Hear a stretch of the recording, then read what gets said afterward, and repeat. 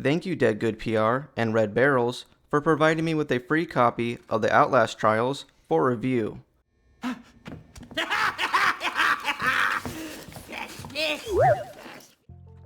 Leave a like and subscribe if you find this review helpful.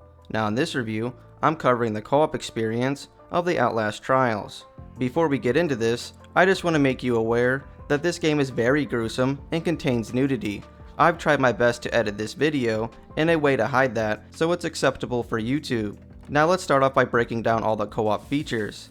After completing a 30-minute tutorial, you will gain access to co-op. You will have one game mode, and that is the Trials. Trials are mission-based levels that can be completed from start to finish with up to 4 players online with crossplay support. To communicate with other players, you will have voice chat, quick chat emotes, and a pinging mechanic.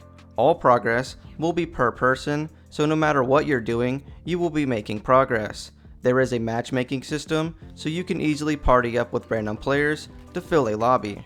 When it comes to gameplay, as mentioned earlier, you will be completing missions. There is 5 maps total, and they contain 5 or so missions. Your goal is to complete all these missions so you can escape the facility that you're staying in. The missions you will be completing usually require you to collect certain items, kill someone, start a generator, reach a certain destination, or escape.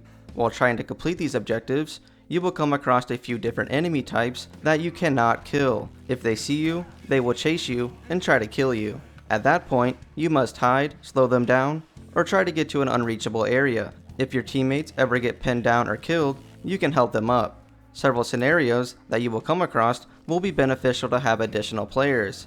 Opening certain doors or climbing certain objects require more than one person or can be sped up by using the extra help. Players will have their own customizable character that adds depth to the gameplay. As you play missions, you will level up. You get XP even if you fail, so you will always be making progress.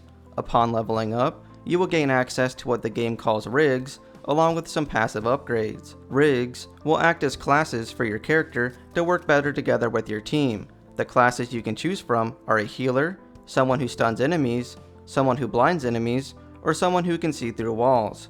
The passive abilities slightly alter how you play, such as healing over time, being able to slide, being able to open doors quickly while running, and many more similar to that. And that's all that this game has to offer. Now for my experience, I'd have to say I found the co-op to be very enjoyable. The gameplay is what I would expect from an Outlast game. Just constantly hiding and slowly making progress, but having friends to help really elevated that experience.